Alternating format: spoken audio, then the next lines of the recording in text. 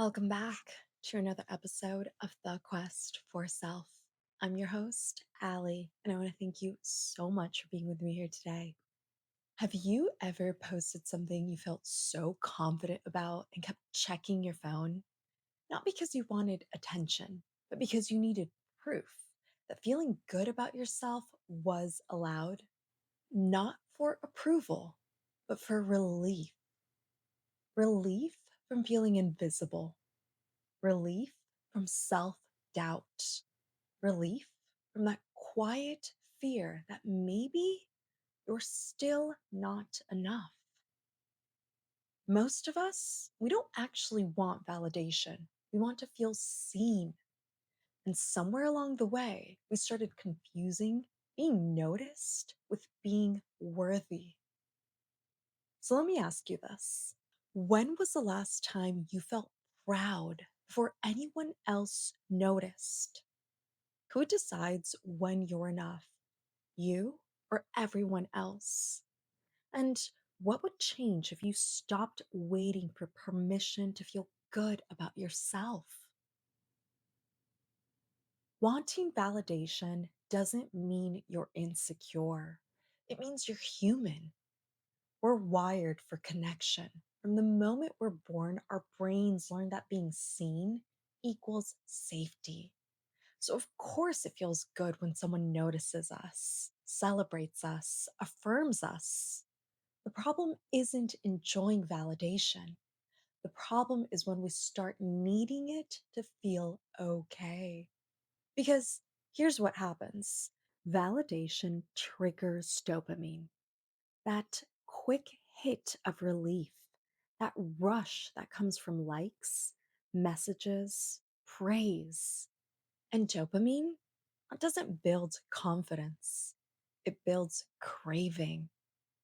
Self worth works so differently. It doesn't spike, it stabilizes. It's quiet, slower, but steadier.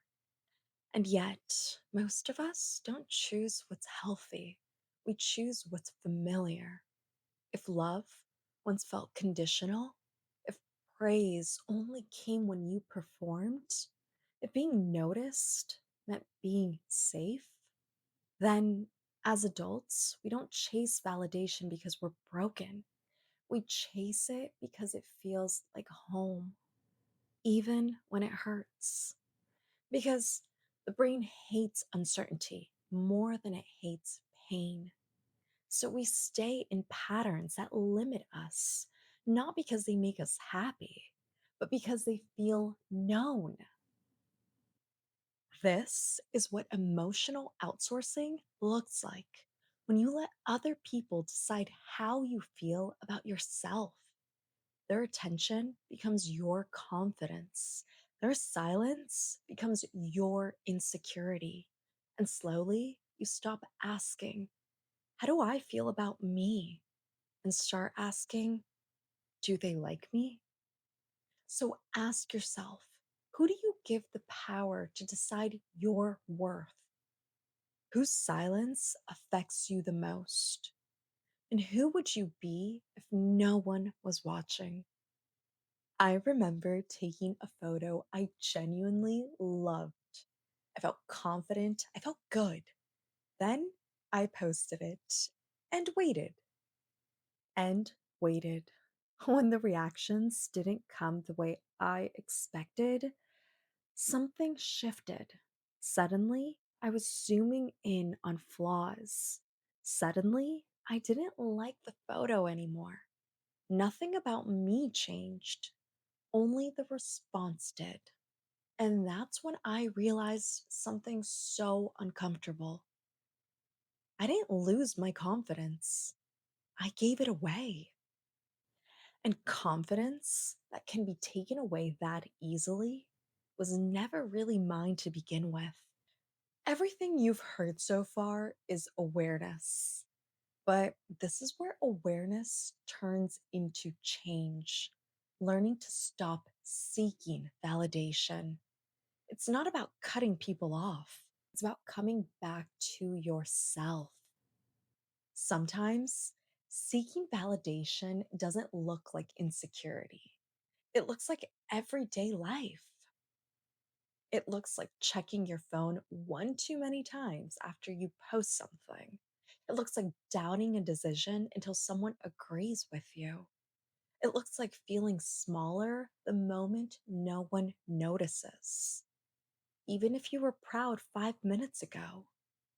And when your confidence rises and falls based on other people's reactions, that's no longer just connection, that's validation. Awareness isn't about judging yourself, it's about finally seeing the pattern so you can choose differently. If you see yourself here, you're not failing, you're waking up. The real shift that happens when you stop asking, do they approve of me? And start asking, do I trust myself? Because validation feels loud. Self trust, it feels grounded. Validation, it feels like a rush. Self trust feels like stability. Self trust isn't confidence, it's loyalty to yourself. And when you start trusting your instincts, your feelings, your needs, you stop giving other people the power to decide how you feel about who you are. So, now that we know all of this, here's where real change begins.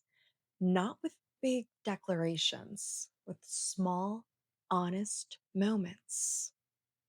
Here are a few things that have worked for me, and I genuinely hope that they can work for you too. Number one, catch the reassurance reflex. Pause before you reach out for reassurance and ask yourself, am I sharing joy or am I asking to be seen?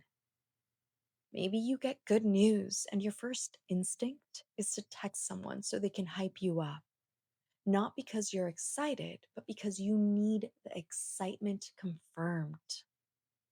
Try this. Create a 10-minute rule. When you feel that urge to share validation, wait 10 minutes and ask, do I want connection or do I want approval? Number two, learn to tolerate emotional discomfort. Growth, that starts when you stop fixing every uncomfortable feeling. That awkward silence after you set a boundary with someone, that urge to send a follow up text like, I hope I didn't come off wrong, or that's not kindness. That's fear of being misunderstood. Journaling, that helps more than people realize. When you write instead of texting, you're teaching yourself, I can hold my own feelings without the need to explain them. Practice letting one uncomfortable moment stay uncomfortable. That's how your nervous system learns safety without approval.